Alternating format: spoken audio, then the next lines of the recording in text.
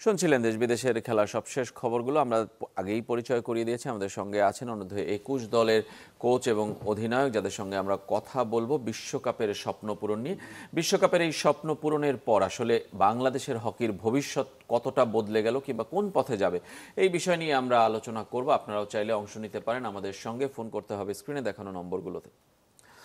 প্রথমেই মেহরাব হাসান সামিনকে জানতে চাই যে আসলে সবাই মুখে অন্তত বলে যাওয়ার আগে যে আমরা লক্ষ্য পূরণ করতে চাই, ওয়ার্ল্ড কাপে খেলতে চাই, কিন্তু আপনাদের আসলে সত্যিকার অর্থে মনের ভিতরে সেই বিশ্বাসটা ছিল কিনা? আপনার এবং পুরো দলের আপনাদের মধ্যে কোনো কথা হয়েছিল কিনা যেটা সত্যিকারের বিশ্বাস? না, হ্যাঁ, এটা আমাদের মধ্যে প্রথম থেকেই একটা বিশ্বাস ছিল। কারণ যখন আমরা সিঙ্গাপুরে চীনকে হারাই, চীন আমাদের থেকে অনেক ভালো একটা প্রতিপক্ষ। যখন আমরা তাদেরকে হারাতে পারি তখন সবার মধ্যে আমাদের মধ্যে অনেক ভালো একটা আত্মবিশ্বাস আছে যে না, আমাদের সামনে যেই টুর্নামেন্টগুলো আছে আমরা যদি নিজেদের জায়গা থেকে ভালো একটা এফোর্ট দিতে পারি, ইনশাল্লাহ আমাদের ভালো একটা রেজাল্ট করা সম্ভব। সো আমাদের নিজেদের মধ্যে সবার মধ্যে একটা কমিটমেন্ট হয়েছিল যে আমাদের যেভাবে হোক আমরা বাংলাদেশকে একটা ভালো একটা জায়গায় রিপ্রেজেন্ট করব। আমরা যদি চেষ্টা করি ইনশাল্লাহ আমরা পারবো, সেটা আমরা করে দেখিয়েছি। আচ্ছা, মানে এটার কারণটা কি ছিল? মানে বাংলাদেশের এই পরিস্থিতি, নাকি আপনাদের হকি ফেডারেশনের এক ধরনের অগোছালো অবস্থা, হকি খেলাটার একটা খুব অগোছালো অবস্থা, সেই সব কারণ, নাকি অন্য কোনো কারণ ছিল যে আপনার মনে হয়েছে যে এবার আমাদের করতেই হবে? না, এটা আমাদের মধ্যে করতে হবে, তার কারণ হচ্ছে আমাদের রেগুলার মাঠে কোনো খেলা ছিল না, আমাদের কোনো পৃষ্ঠপোষক ছিল না, আমাদের সব কিছু মিলে আমাদের মধ্যে একটা টার্গেট ছিল যে না, আমরা যদি আজকে ভালো একটা রেজাল্ট করতে পারি সেক্ষেত্রে আমাদের সব দিক থেকে সাপোর্ট আসবে, আমাদের রেগুলার মাঠে খেলা পাবো, যেই জন্য আমাদের এই টার্গেটটা ছিল। আচ্ছা, শুভ ভাইয়ের কাছে জানতে চাই। মধুর রহমান শুভ, আবারও অভিনন্দন। আপনি এই দলটাকে কতদিন ছিলেন একসাথে আপনারা, মানে সব মিলে একদম প্রথম থেকে শেষ পর্যন্ত যদি জানতে চাই? আলহামদুলিল্লাহ, আমি মানে কি বলবো, এখানে আমি প্রথমে কয়েকজন লোকের নাম বলতে চাই, যেমন বিমান বাহিনী প্রধান। তিনি এশিয়ান এইচএফ কাপ চ্যাম্পিয়ন হওয়ার পরে এই দলটার মধ্যে তার একটা সম্ভাবনা দেখতে পেয়েছিলেন।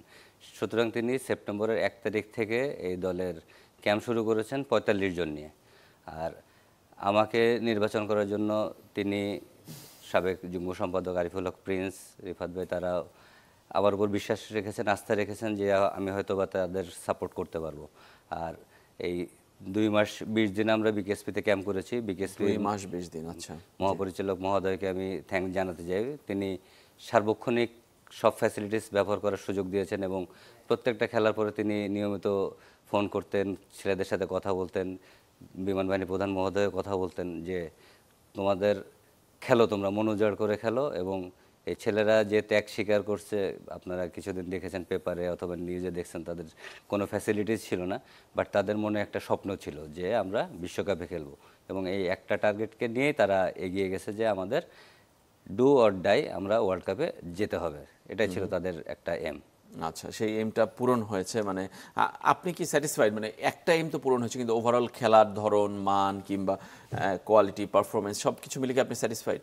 এই ছেলেগুলার আমি আলহামদুলিল্লাহ আমি স্যাটিসফাইড, বাট আমাদের ইন্টারনাল যে স্বপ্ন ছিল, ছেলেরাও জানে, তারা যে পরিশ্রম করেছে, আমাদের স্বপ্ন ছিল সেমিফাইনাল খেলা। আচ্ছা, এটা আমাদের একদম গোপন, আমরা নিজেরাই টার্গেট নিয়েছিলাম যে আমরা সেমিফাইনাল খেলবো। এবং আমাদের সম্ভাবনা যেটা ছিল মালয়েশিয়ার সাথে আমরা ড্র করেছি। তা খেলার পরে মালয়েশিয়ার কোচ, ম্যানেজমেন্ট, তারা বলছে যে মালয়েশিয়া আজকে বেঁচে গেছে। তারা যে পারফরমেন্স আমাদের ছেলেরা করেছে, আর চীনের সাথে গ্রুপে আমাদের মূল টার্গেট যেটা ছিল ওয়ার্ল্ড কাপ কোয়ালিফাই অ্যাচিভমেন্ট, যখন আমরা কোয়ালিফাই করে ফেললাম, 5-6 ম্যাচ আসলে তখন ভ্যালুলেস। বাট ছেলেদের সাথে আমি যখন বললাম যে তোমরা কি চ্যালেঞ্জ নিবা, চীন আগের খেলা আমাদের সাথে ড্র করছে, তো আমাদের একটা প্ল্যান ছিল হয়তো বা আমরা একটু ঘুরতে বের হবো। তো ছেলেরা বললো না স্যার, আমরা চীনকে দেখাবো, এবং দে ডিড ইট। আমরা 6-3 ফিফথ হয়েছে। জি, অসাধারণ পারফরমেন্স। ওই ম্যাচটা সম্পর্কে আলাদা করেই কথা বলতাম যে চীনকে এরকম ব্যবধানে হারানো আসলে সেটা বাংলাদেশের জন্য একটা নতুন কিনা। নতুন বলবো আমি হচ্ছে সম্পূর্ণ ক্রেডিট দেবে ছেলেদের। তাদের মধ্যে ভয় ডর নেই, তাদের মধ্যে সাহস আছে, তাদের মধ্যে খেলা আছে। তারা দেখাতে চেয়েছে আমরা পারি।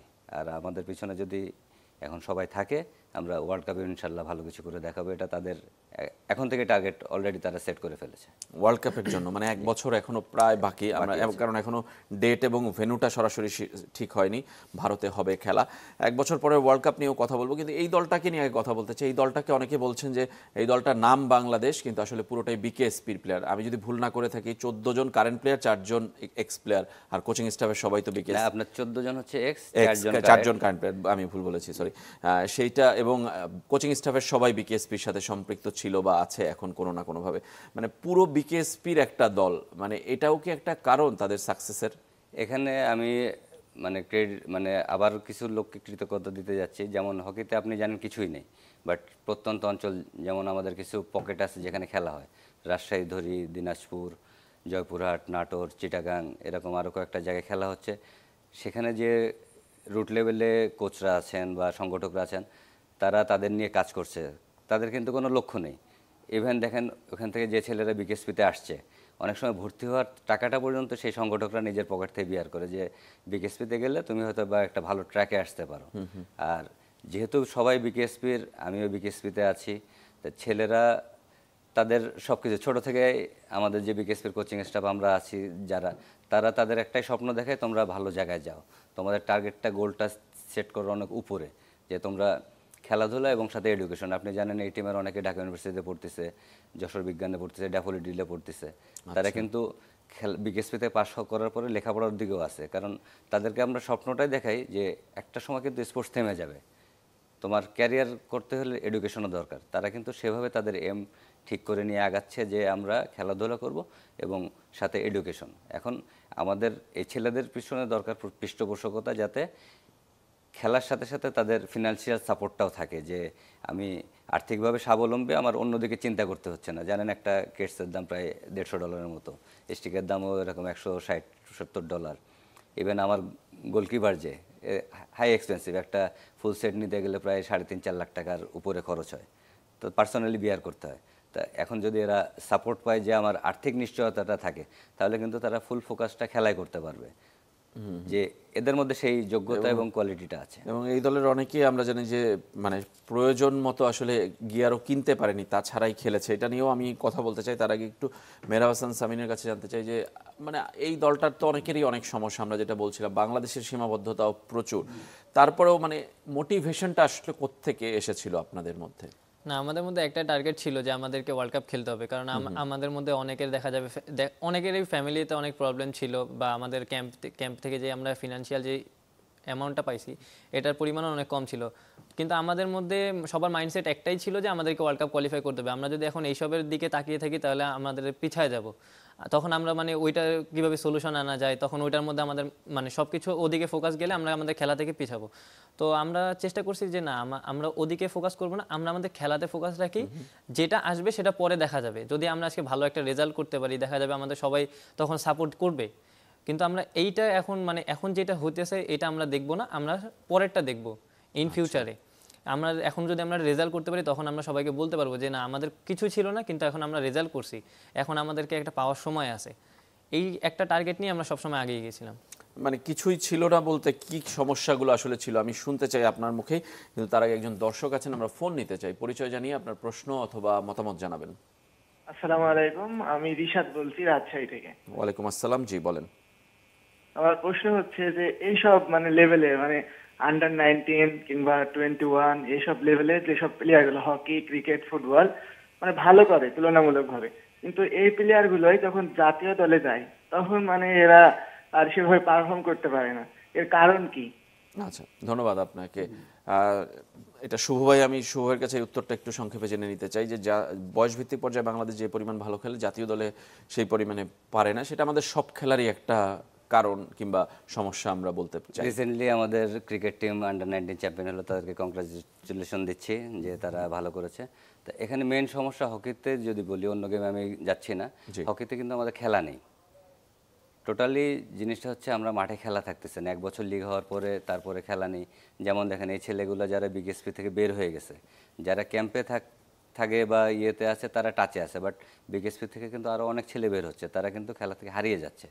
এখানে মেন সমস্যাটা হয় কি, পাইপলাইনে আমাদের ব্যাকআপ প্লেয়ার কম, হাতে কোনো কয়েকজন প্লেয়ারের দিকে আমাদের তাকিয়ে থাকতে হয়। তাহলে এখানে যদি আমাদের রেগুলার খেলা হয়, তাহলে যে ন্যাশনাল টিমে যারা আছে তাদের উপর একটা প্রেশার থাকে যে না, আমি ভালো না করলে আমাকে জায়গা ছেড়ে দিতে হবে। এখন এই ছেলেদের সাথে আমি লাস্ট যেদিন কথা বললাম, ওদেরকে একটাই কথাই বলেছি, তোমাদের কিন্তু এখন কষ্ট বেড়ে গেল, তোমরা একটা জায়গায় নিয়ে গেছো টিমকে, এখন এই টিমে আসার জন্য কিন্তু সবাই মানে আরও বেশি এফোর্ট দেবে, যে যারা টিমে চান্স পায়নি বা নতুন যারা আছে যে আমাকে ওয়ার্ল্ড কাপ টিমে চান্স পেতে হবে। তা সুতরাং টিমে জায়গা পেতে হলে তাদেরকেও কিন্তু ভালো করতে হবে।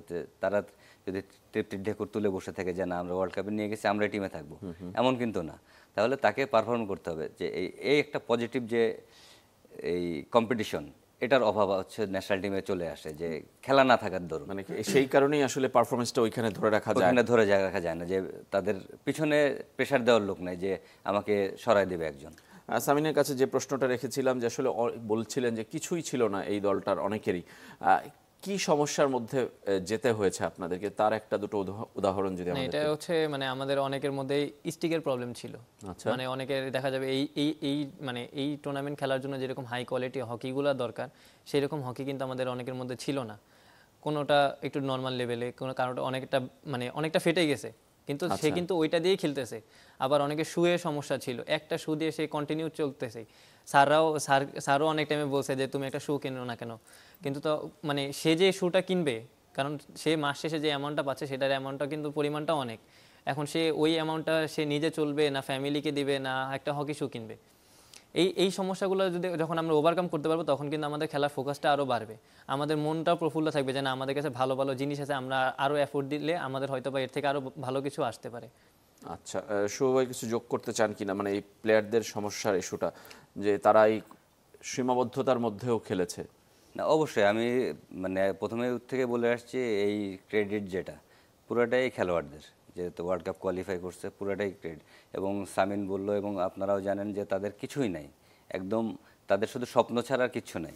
এখন তাদেরকে উচিত, স্পন্সর প্রতিষ্ঠান আছে যারা আছে, মাননীয় ক্রীড়া উপদেষ্টা তাকে আমি কৃতজ্ঞতা জানাচ্ছি, তিনি একটা অ্যামাউন্ট আমাদেরকে দিয়েছেন এবং আশা করব তিনি আমাদেরকে প্রধান উপদেষ্টার কাছেও নিয়ে যাবেন ইনশাআল্লাহ। আর হকি ফেডারেশনও আমাদের পাশে আছেন, বিমান বাহিনীর প্রধান উনি আমাদের জন্য একটা অ্যামাউন্টের ব্যবস্থা করছেন এবং অন্যান্য যারা আছে তারাও চেষ্টা করছে, হয়তো ফেডারেশন থেকে একটা পাবো। কিন্তু মানে ছোট ছোট না দিয়ে একটা বড় অ্যামাউন্ট হলে হয় কি, যে ছেলেদের যে স্বপ্ন এবং তাদের দেখেও কিন্তু অনেকে আসবে হকিতে। যেমন আমি বিকেএসপিতে আছি, সব ছেলে বিকেএসপির, আমাদের এই 18 তারিখ থেকে হচ্ছে বিকেএসপির ভর্তি পরীক্ষা শুরু হচ্ছে সারা দেশে।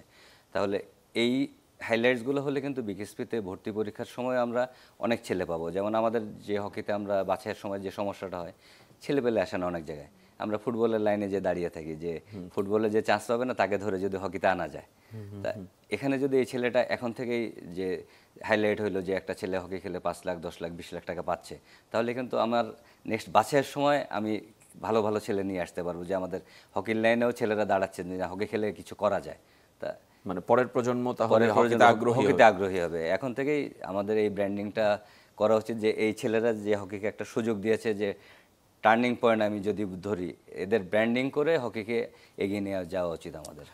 এই বিশ্বকাপের স্বপ্ন পূরণের পরে সমস্যাটাও বাড়লো কিনা, কারণ হলো বাংলাদেশকে এখন অনেক বেশি ম্যাচ খেলার চিন্তা করতে হবে, প্লেয়ারদের নিয়ে ট্রেনিংয়ের কথা ভাবতে হবে, ইকুইপমেন্টের কথা ভাবতে হবে, স্পন্সরশিপের কথা ভাবতে হবে, এগুলো আরও সমস্যার জন্ম দিল কিনা আমরা এই বিষয় নিয়ে কথা বলবো, বিশ্বকাপের স্বপ্ন নিয়ে কথা বলবো, কিন্তু একটা ছোট্ট বিরতি থেকে ফিরে আসার পর ক্লেমন বিয়ন্ড দ্য গ্যালারিতে আমাদের সঙ্গেই থাকবেন। বলছিলাম বাংলাদেশের হকিকে নিয়ে, বিশ্বকাপ স্বপ্ন পূরণের পর বাংলাদেশের হকির ভবিষ্যৎ কি সেই বিষয় নিয়ে কথা বলছি। বাংলাদেশকে বিশ্বকাপে পৌঁছে দেয়া দলের কোচের দায়িত্ব পালন করা মজিদুর রহমান শুভ আছেন আমাদের সঙ্গে, আছেন ওই দলের গর্বিত অধিনায়ক মেহরাব হাসান সামিন। আমরা বিরতির আগে বলছিলাম যে বাংলাদেশের হকি একটা মধুর সমস্যায় পড়লো কিনা। বিশ্বকাপের আগে এখন একটা ক্যাম্প করতে হবে, এদেরকে বিদেশের প্রস্তুতি ম্যাচ খেলাতে হবে, নতুন করে হকিকে নিয়ে ভাবতে হবে, অনেকগুলো প্রেশার এসে পড়লো। সেটা একদিকে বাইরে থেকে আমাদের জন্য যতটা ভালো মনে হচ্ছে, কিন্তু হকি ফেডারেশন কিংবা আপনারা যারা হকি সংশ্লিষ্ট তারা নিশ্চয়ই জানেন যেটা আসলে কতটা কঠিন সমস্যায় ফেলছে হকি ফেডারেশনকে। এটাকে যদি আমরা সমস্যা হিসেবে নেই সমস্যা, যদি সমাধান হিসেবে নেই সমাধান। যেমন বিশ্বকাপে আমরা খেলবো হকি, হয়তো স্বপ্ন দেখছি, বাট মানে আসলে যে করে দেখাতে পারবে সেরকম কিন্তু হয়নি। এই ছেলেরা স্বপ্ন দেখেছে, তারা এটা বাস্তব করে দেখিয়েছে। তা সুতরাং এখন আমাদের ফেডারেশনে যারা আছেন তাদের বাকি দায়িত্ব তাদের, যে এই ছেলেদেরকে কীভাবে ওয়ার্ল্ড কাপের জন্য প্রস্তুত করবেন, স্পন্সর কালেক্ট করবেন, এদেরকে দিয়ে ব্র্যান্ডিং করে যে হকিকে উপরে নিয়ে যাওয়ার যে মানে ইয়েটা। যেমন ক্রিকেট দেখেন 97-এর পর থেকে কিন্তু ক্রিকেটের সিনারিওটা টোটাল চেঞ্জ হয়ে গেছে। এখানে শুধু কিন্তু খেলার জড়িত না, এর সাথে মানে স্পোর্টস মার্কেটিং যেটা, যে ক্রিকেট টিমকে ব্র্যান্ডিং করা, এই টিমের কাউকে আমরা যদি পোস্টার বয় হিসেবে ইউজ করি, বিভিন্ন ব্র্যান্ডে ইউজ করি, বিভিন্ন স্পন্সর প্রতিষ্ঠানের সাথে তাদের একটা কর্পোরেট ডিলিংয়ে চলে যায়, যে এদের ফেস ভ্যালু সেল করেই ফেডারেশন মানি আর্ন করবে। কারণ ওয়ার্ল্ড কাপে আমরা যখন যাব, যদি আমরা মানে প্রপার প্রস্তুতি নিয়ে না যাই, তাহলে কিন্তু মানে আবার সেই হকি পিছনের দিকে যেতে থাকবে। তাই এই ছেলেরা যেহেতু আমাদের একটা সুযোগ করে দিয়েছে, আমাদের উচিত তাদের পিছনে থাকা। আমি স্পন্সর প্রতিষ্ঠানদের কাছে আকুতি জানাবো যে আপনারা এই ছেলেদের সাথে থাকেন, তারা ভালো কিছু দেবে দেশকে ইনশাল্লাহ। সামিন, মানে বিশ্বকাপে খেলার বয়সের কারণে অনেকেরই সম্ভব হবে না এই দলের, কতজনের এমন হতে পারে? একজন মাত্র, মানে সবাই খেলতে পারবে বাকি বয়সের বিচারে? আচ্ছা, সামিন নিজে থাকবে? যদি সব ঠিক থাকে ইনশাল্লাহ থাকবে সামিন। মানে বিশ্বকাপকে নিয়ে কি আলোচনা হয়েছে আপনাদের মধ্যে, দলের মধ্যে? হ্যাঁ, আমাদের মধ্যে একটা আলোচনা, মানে নিজেরাই আমরা যখন আমরা শেষ করছি তখন আমরা আর কি গ্রুপে যখন আমরা কনভারসেশন করি, তখন আমাদের মধ্যে একটা কথা মানে এখন পর্যন্ত চলতেছে যে আমরা যেহেতু এশিয়ান লেভেলে ভালো করছি, আমরা যদি চেষ্টা করি আমরা মানে ওয়ার্ল্ড কাপেও ভালো করতে পারবো। কারণ আমরা লাস্ট মানে জোহর কাপে দেখছি মালয়েশিয়া আর নিউজিল্যান্ডের যে ম্যাচটা, সেই ম্যাচটা কিন্তু ওরা মালয়েশিয়া 3-2 হারছে নিউজিল্যান্ডের কাছে। তো আমরা মালয়েশিয়ার সাথে আমাদের কম্পিটিশনে আমরা ড্র করছি। এখন আমরা যদি মানে চেষ্টা করি, আমরা কিন্তু ভালো একটা রেজাল্ট করা সম্ভব, আমাদের মধ্যে এই আত্মবিশ্বাসটা আছে। কিন্তু আমরা যদি প্রপার গাইডলাইনটা এখন থেকে পাই, তাহলে আমাদের জন্য এটা আরও অনেক ভালো হবে। এই মহাদেশের দলগুলো সম্পর্কে তো বাংলাদেশের খুবই ভালো ধারণা আছে মোটামুটি, কিন্তু অন্য দেশগুলো সম্পর্কে তো খুব ধারণা নেই, হয়তোবা টিভিতে দেখে, খেলা দেখে, ইউটিউবে দেখে আপনারা দেখেছেন। আমি বলছি সেই ব্যবধানটা আসলে কত বাংলাদেশের সাথে অন্য মহাদেশের দেশগুলোর এই বয়স ভিত্তিক দল? এই ব্যবধানটা আসলে মানে খালি চোখে দেখে আসলে বোঝা যাবে না, তাহলে আমাদেরকে তাদের সাথে খেলতে হবে। আর যেহেতু বাংলাদেশ এখন ওয়ার্ল্ড কাপে কোয়ালিফাই করেছে আর ইন্ডিয়ার সামনে খেলা, সুতরাং ইউরোপিয়ান টিমগুলো হয়তো আসতে চাবে, আমরাও যেতে চাইলে তারা এখন যদি আমরা তাদেরকে এখানে আনতে পারি, অথবা এই ছেলেরা যে খেলে আসলো, যেমন ইউরোপে দেখেন আপনি সব পাশাপাশি বেশ কয়েকটা দেশ কিন্তু ওয়ার্ল্ড কাপে খেলবে, জার্মান আছে, স্পেন আছে, নেদারল্যান্ড আছে, ফ্রান্স আছে, এটা ভালো ভালো। তা একসাথে যদি আমরা একটা প্রোগ্রাম নিয়ে যাই যে আমরা ওখানে একটা টুর্নামেন্ট যদি তারা আয়োজন করে, অথবা প্রত্যেকটা দেশের সাথে সিরিজ যদি আমরা খেলি 2 ম্যাচে 3 ম্যাচের, তাহলে ওখানে হয়তো 8-10টা ম্যাচ খেলে আসলে তাদের একটা ম্যাচ এক্সপিরিয়েন্স হয়ে গেল। আর নেক্সট ওয়ার্ল্ড কাপ যেহেতু ইন্ডিয়া হবে আর বাংলাদেশ যেহেতু খেলছে, ইউরোপিয়ান টিমগুলো অবশ্যই চাবে আসতে। ইভেন এই টুর্নামেন্টের মধ্যেই মালয়েশিয়া, পাকিস্তান, জাপান তারা অলরেডি বলছে যে তোমরা আমাদের কাছে আসো, আমরা ফ্রেন্ডলি ম্যাচ খেলবো। কারণ যেহেতু এই ছেলেগুলোর পারফরমেন্স আগের বাংলাদেশ, এই বাংলাদেশ সম্পূর্ণ ডিফারেন্স, তাদের খেলা দেখে তারা প্রমাণ করেছে। সুতরাং এখানে 3-4টা টিম আমাদের বলছে যে তোমরা আসো আমাদের কাছে, আমরা খেলবো। এবং আমরা ইউরোপের দিকেও যোগাযোগ করছি, কারণ তাদের সাথে আমাদের খেলা জরুরি, যে তারা কিভাবে খেলছে, তাদের প্যাটার্ন জানা জরুরি। যে এইভাবে যদি আমরা প্রস্তুতি নেই, আসলে আমরা ইনশাল্লাহ এই ছেলেরা পারবে। একদমই শেষের দিকে সামিনের কাছে জানতে চাই যে এই টুর্নামেন্টে কোনো স্মৃতি, কোনো ঘটনা কি আপনার মনে আছে যেটা আমাদেরকে বলতে চান, এখনো বলেননি কাউকে, কোনো ম্যাচ কিংবা কোনো প্লেয়ারদের সম্পর্কে? হ্যাঁ, অবশ্যই। আমরা মানে যখন আমরা পাকিস্তানের ম্যাচটা লুজ করার পরে, তখন হচ্ছে আমি, রকি, আমিরুল, জয়, এদের সবারই প্রায় ধরতে গেলে লাস্ট টাইম, মানে এই 21টা লাস্ট। তো আমরা তখন আর কি নিজেরা একটা কথা বলি যে আমরা যেহেতু সিনিয়র, আমরা জুনিয়রকে মানে ওদের কাছে একটা গিফট চাবো, গিফট হিসেবে। তো তখন আমরা জুনিয়রদের কাছে যাই, সবাই মিলে সিনিয়ররা। যাওয়ার পরে আমরা ওদেরকে বলতেছি যে তোমরা যদি আমাদেরকে একটা গিফট দিতে চাও, তাহলে আমরা তোমাদের কাছে একটা রিকোয়েস্ট করব। তখন তো সবাই বলতেছে যে ভাই কি? তখন আমরা বললাম যে এটা আমাদের লাস্ট জুনিয়র লেভেল, এটা আমাদের লাস্ট। এখন আমরা তোমাদের কাছে একটা রিকোয়েস্ট করতেছি, তোমরা আমাদের ভালো একটা রেজাল্ট দাও, আমরা ওয়ার্ল্ড কাপ কোয়ালিফাইটা করে যেন আমাদের যে স্বপ্নটা ছিল এতদিনের, আমরা যেন অন্ততপক্ষে এই স্বপ্নটা করতে বলতে পারি যে সবার কাছে, যে না আমাদের ছোটো ভাইরা আমাদেরকে একটা গিফট দিছে। তখন তারা আমাদেরকে একটা রিপ্লাই করে যে ভাই আমরা আপনাদের সাপোর্ট দিব, যতটা সাপোর্ট লাগে আমরা দিব, বাকিটা আল্লাহ ভরসা। তখন আমি, আমিরুল, রকি সবাই মিলে একটা প্ল্যান করি যে ওরা যেহেতু সাপোর্ট দিতেছে, তার মানে ওদের মধ্যে যে সাহসটা কাজ করতেছে, এই সাহসটা আমাদের মধ্যে আনতে হবে, আমাদের পজিটিভ থাকতে হবে। টিমের মধ্যে যত যাই হোক, যত সমস্যায় আসুক, আমরা পজিটিভ থেকে যেন আমরা রেজাল্টটা আনতে পারি। যেহেতু জুনিয়ররা আমাদেরকে সাপোর্ট দিতেছে, এখানে কিন্তু অনেকের প্রথমবার ছিল এই ট্যুরটা। সো সবাই যেহেতু অ্যাগ্রি করছে, আমরাও অ্যাগ্রি করবো যে না আমাদের ভালো একটা রেজাল্ট করতেই হবে। সো এইটাই হইতেছে আমাদের সব থেকে মানে একটা নিজেদের মধ্যে একটা আন্ডারস্ট্যান্ডিং এর বিষয় ছিল যে না আমরা এটা পারছি। এটা আমাদের সবথেকে খুশির একটা বিষয় ছিল। ধন্যবাদ আপনাদের দুজনকে। আমাদের সময় আসলে শেষ, আরো অনেক গল্পই শোনার ছিল ওমানের, কিন্তু আমরা মনে করি এই গল্প এখনো শেষ হয়ে যায়নি, গল্পের কেবল শুরু। বাংলাদেশ বিশ্বকাপের জন্য প্রস্তুতি খুব দ্রুতই শুরু করবে এবং এই খেলোয়াড়দের যথাযথ সম্মান দেবে পুরো বাংলাদেশ এবং হকি ফেডারেশন সেটার আয়োজন করবে। সেই প্রত্যাশা রেখে বিশ্বকাপের প্রস্তুতি শুরু হবে খুব দ্রুত, সেই প্রত্যাশা রেখেও আজকের মতো এখানেই শেষ করছি।